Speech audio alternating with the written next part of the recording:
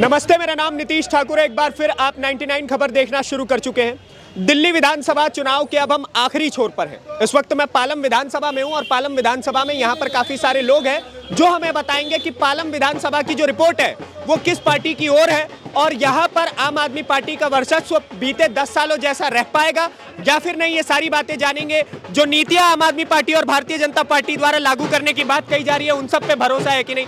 क्या नाम हुआ सर? प्रेमचंद कौशिक। सर कब से रह रहे हैं आप पालम में?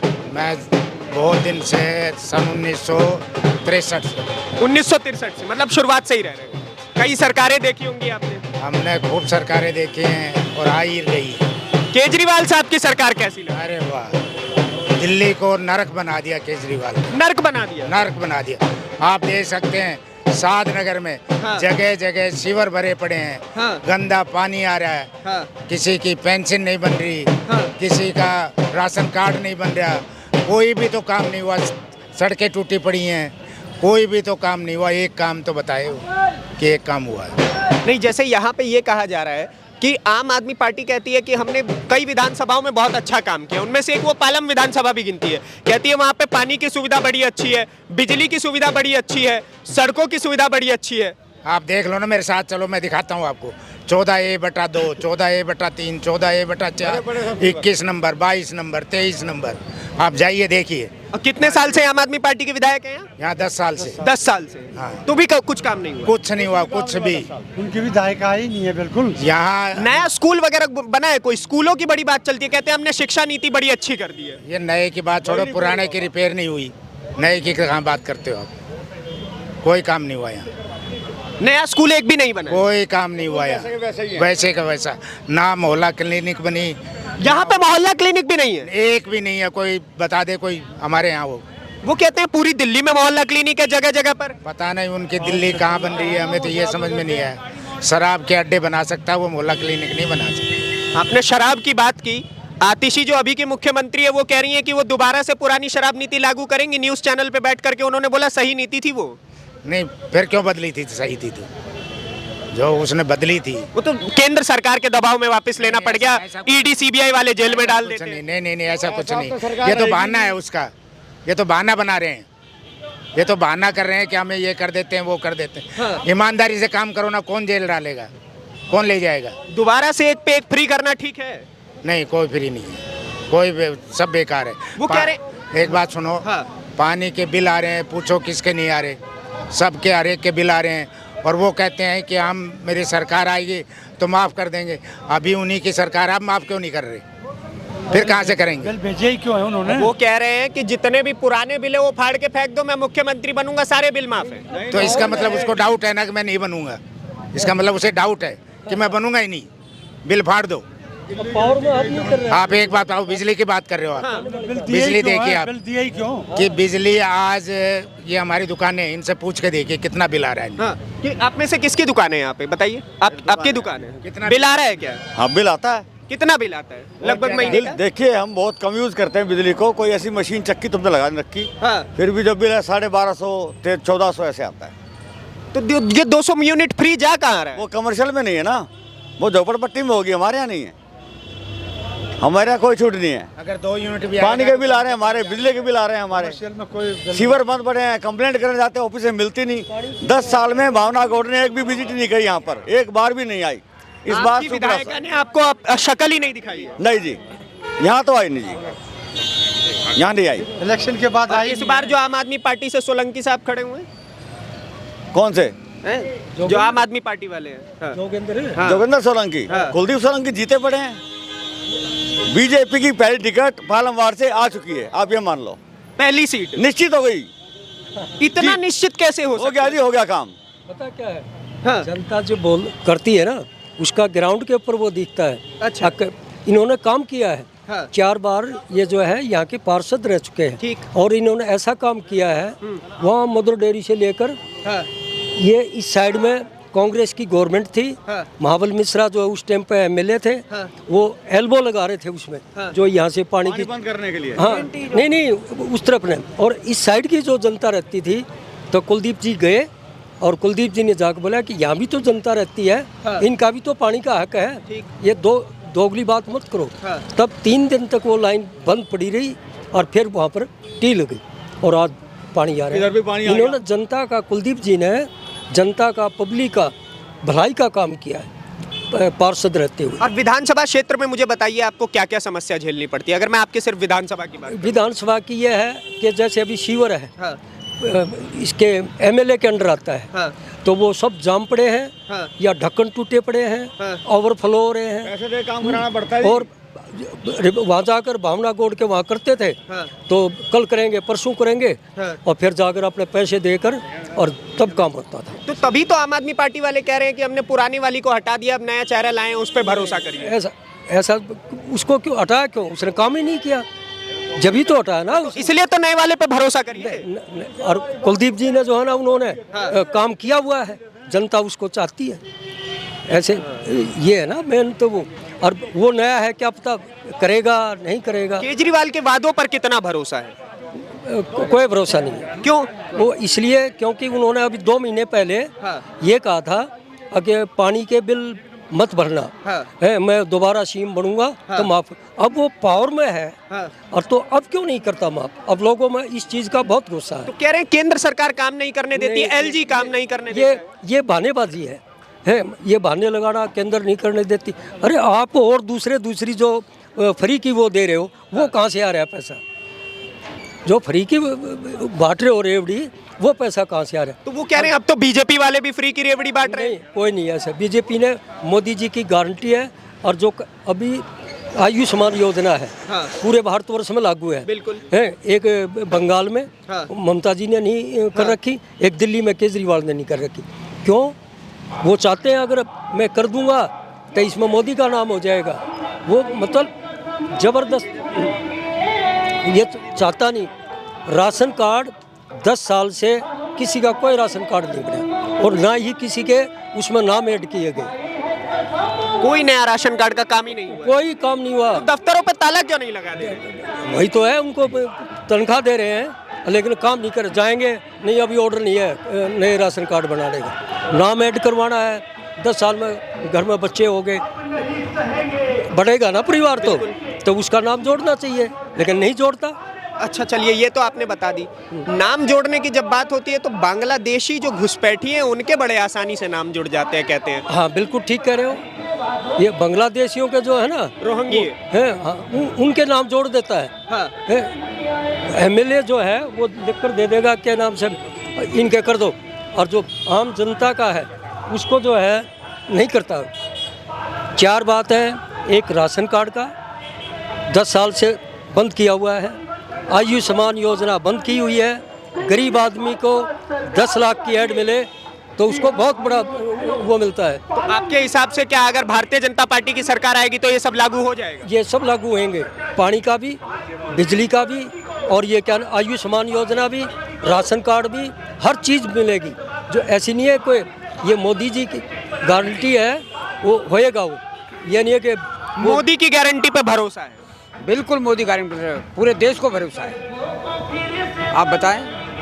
नहीं, लेकिन वो कह रहे हैं कि दिल्ली में केजरीवाल ही बेहतर है।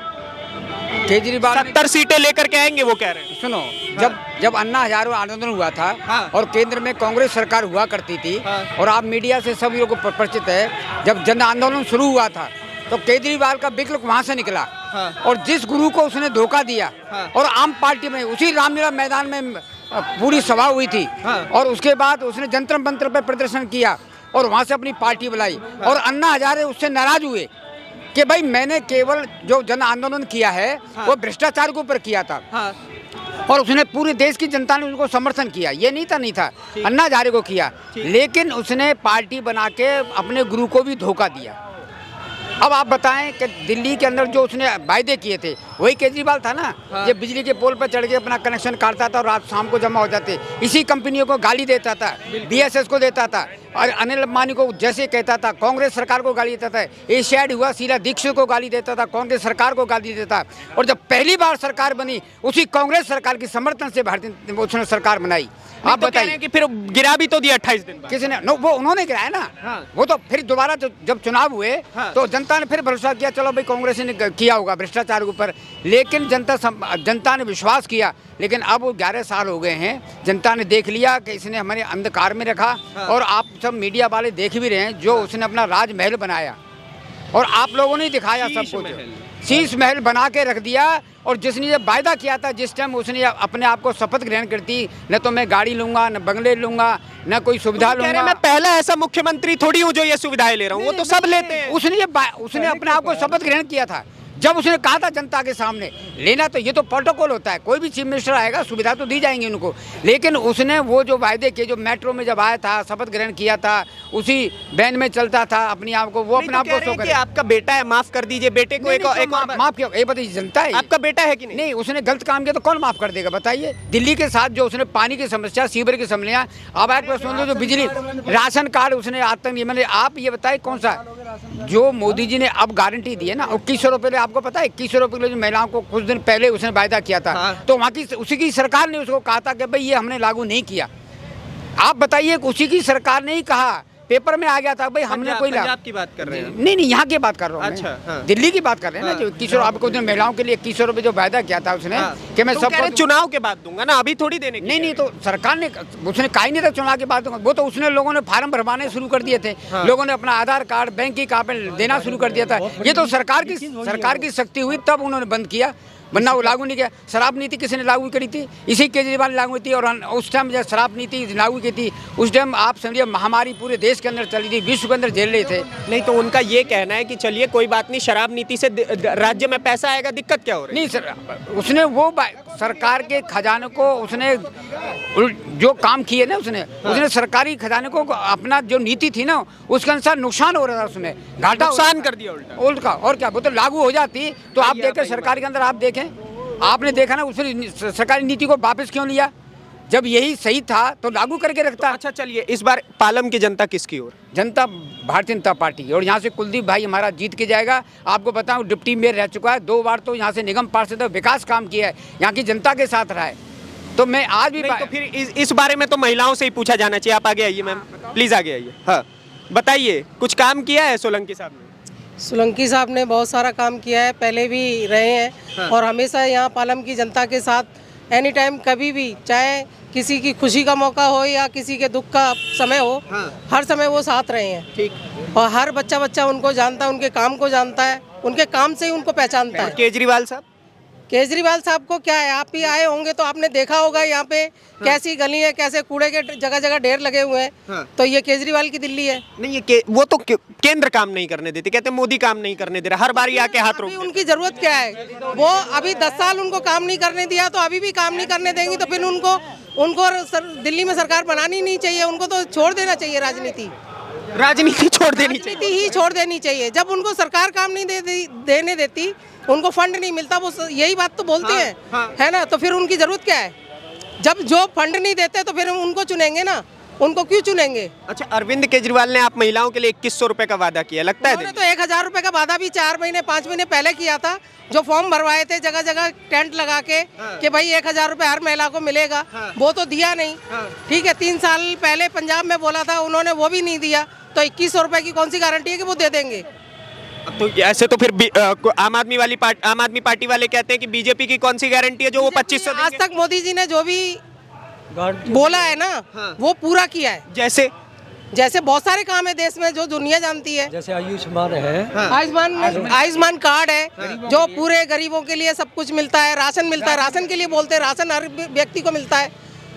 ठीक है, बताइए क्या नहीं किया उन्होंने? नहीं तो और महिलाओं के सम्मान में तो मध्य प्रदेश वगैरह में भी वो भी दे रहे हैं, महाराष्ट्र में मिल रहा है और मध्य प्रदेश में, छत्तीसगढ़, सब जगह मिल रहा है जहाँ राज्य में सरकार है बीजेपी की। तो हमें दिल्ली की भी उम्मीद है, दिल्ली की भी यही उम्मीद है, दिल्ली में बीजेपी की सरकार बनेगी तो 100% ये सारी चीजें पूरी होंगी और बेहतर तरीके से मिलेंगी।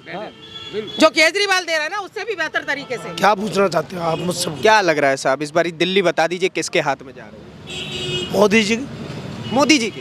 बिल्कुल। तो फिर ये आम आदमी पार्टी वाले कैसे बोल रहे हैं कि हम जीत जाएंगे? बोलने को तो कुछ भी बोल सकते हैं, 67 सीट भी तो बोलते हैं 70 में से। हाँ, बोलने को तो कुछ भी बोल लो। बोल लिया, वो बोल रहे हैं। दिल्ली की जनता जो है इस बार मुझे ईमानदारी का सर्टिफिकेट देगी। इन बीजेपी वालों ने जेल में भेजा है और ये मुझे ईमानदारी का सर्टिफिकेट देंगे। अभी फिर जेल जाएगा अभी वो। अच्छा, हाँ नहीं, सरकार ने थोड़ी भेजा जी उसको उसको उसके तो कुकर्मों ने भेजा है, जो उसके कर्म से उसके कर्मों ने भेजा है उसको। भ्रष्टाचार किया उसी पे वो गया और वो भी कोर्ट ने भेजा, बीजेपी ने कहाँ भेजा, वो तो कोर्ट के आदेश से कोर्ट के ईडी सीबीआई वाले बीजेपी वाले। अरे वो तो एक संस्था है जी। अब ये तो जो संस्था अपना काम कर रही है, कोई कंप्लेंट आएगी तो वो तो अपना काम करेगी करेगी। एक नंबर का। फिर आप बताएं, आप ही चोर है बताएं। हाँ हाँ, चोर है एक नंबर का। और वो कहते हैं मुझसे बड़ा ईमानदार कोई नहीं। ईमानदारी का दूसरा नाम केजरीवाल। अजी कहाँ केजरीवाल है, वो सारा हर चीज में धोखा करता है वो। आपको पता है जब कोरोना हो रहा था हाँ। तो वो अपना शीश महल बना रहा था, हाँ पता है आपको? पता तो है। हाँ, शीश महल बना रहा था अपना वो। चलिए चलिए, अंतकाल में आप सभी लोगों से फटाफट एक सवाल लूंगा, इस बार दिल्ली में किसकी सरकार बनी? बीजेपी की। आप बताइए। बीजेपी सरकार है और 67 सीट आ रही है। यहाँ पे बहुत सारे किसकी सरकार बन रही है साहब? बीजेपी। अंतकाल बीजेपी। ओ बीजेपी। आप बताइए सर। बीजेपी। आप बताइए सर। बीजेपी। सबसे ज्यादा बुजुर्ग आप ही बता सकते हैं, आपका आशीर्वाद किसको? BJP BJP BJP. 4 बार बीजेपी बोल दिया। आप बताइए सर। बीजेपी भैया बीजेपी। देखिए, जब दिल्ली की सर्दी में धूप सेकते हुए लोग राजनीति की बातें करने लग जाए तो आप ये समझिए कि हकीकत में राजनीति अपने ग्राउंड पे उतर चुकी है और बहुत ही जल्द दिल्ली के विधानसभा चुनाव जो है वो 5 तारीख को शुरू हो जाएंगे। 5 तारीख को वोटिंग है, 8 तारीख को परिणाम में पता चलेगा कि दिल्ली किसके हाथ में आती है। बाकी आप किसी की क्या राय है हमें कमेंट बॉक्स में जरूर बताइएगा। अगली वीडियो में आपसे फिर से मुलाकात होगी, तब तक के लिए दीजिए इजाजत। धन्यवाद, नमस्कार, जय हिंद।